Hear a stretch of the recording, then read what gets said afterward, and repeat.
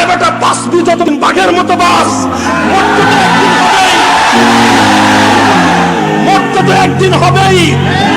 মানুষের মৃত্যু একটা নির্ধারিত সময়ে অবধারিত, একদিনই মরতে হবে। মৃত্যু যখন অবধারিত, বাঁচবা তো ন্যায়ের পক্ষে বাঁচবা, বাঁচবা তো ইনসাফের জন্য বাঁচবা, দিন চিন্তা করবার জন্য বাঁচবা। হ্যাঁ দাদা, বুকের পাটা নিয়ে কথা বলবি, ভাড়াটিয়া হিসেবে থাকতে আসি নাই, এদেশে ভাড়াটিয়া হিসেবে থাকতে আসি নাই। বুকের ফোটা ফোটা রক্ত দিয়ে দেশের আজাদী এবং স্বাধীনতাকে খরিদ করেছি। যারা ইসলামের শত্রু তারাই মানবতার শত্রু, যারা মানবতার শত্রু তারাই বাংলাদেশের দুশ্মন, ওরাই স্বাধীনতার শত্রু। কথা ঠিক না বেঠে? যারা এদেশে ইসলামের সৈনিক তারাই স্বাধীনতার সৈনিক, যারা আল কোরআনের সৈনিক তারাই স্বাধীনতার অদম্য প্রহরী, যারা কোরআনের দুশ্মন ওরাই স্বাধীনতার দুশ্মন, যারা ইসলামের দুশ্মন ওরাই দেশের দ্রোহী। অধিকার নিয়ে কথা বলবা, মালিকের মতো কথা বলবা। এই জমিনের মালিকানা আমাকে আল্লাহ দিয়েছেন, এটা কারো কাছ থেকে ইজারা সূত্রে পাই নাই, ভাড়াটিয়া হিসেবে থাকতে আসি নাই। জমিনের মালিকানা আমাকে আল্লাহ দিয়েছেন, যতদিন বেঁচে থাকবো মালিক হিসেবে জমিনের মধ্যে বেঁচে থাকতে হবে, আল্লাহর খলিফা হিসেবে জমিনের মধ্যে বেঁচে থাকতে হবে।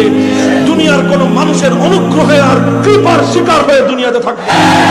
মুহতারাম হাজিরিন, এই বাংলাদেশের মাটিতে বসে স্বাধীনতা এবং ইসলাম একটাকে আরেকটা থেকে বিচ্ছিন্ন করবার কোনো সুযোগ নাই। স্বাধীনতা হয়েছিল জুলুম এবং বৈষম্যের অবসান ঘটাবার জন্য, আর জুলুম এবং বৈষম্যের অবসান ঘটাবার জন্য আল্লাহর জমিনে ইসলাম এসেছে। জুলুম এবং বৈষম্যের কবর রচনা করার জন্য কোরআন নাযিল হয়েছে। জুলুম এবং বৈষম্যকে হটাবার জন্য আল্লাহর পয়গম্বর দুনিয়াতে আগমন করেছেন।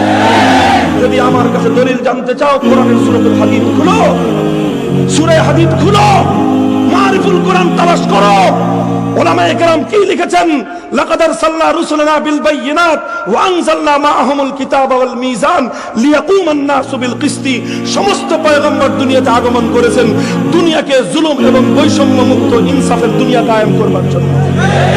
কাজেই যে ইসলামের প্রথম শিক্ষা, মৌলিক শিক্ষা হলো ইনসাফ, যে ইসলামের মৌলিক শিক্ষা হলো বৈষম্যহীন সমাজ, যে ইসলামের মৌলিক যেই কোরআন নাযিল হয়েছে সাম্য এবং শান্তির সমাজ করবার জন্য, সেই সমাজের মানুষগুলো যখন জুলুমের বিরুদ্ধে, বৈষম্যের বিরুদ্ধে রুখে দাঁড়ায়, সেই দেশের ইসলামকে এবং সে দেশের স্বাধীনতাকে একটা থেকে আরেকটাকে বিচ্ছিন্ন করা, এটা স্বাধীনতারও শত্রুতা, এটা ইসলামেরও দুশ্মনী।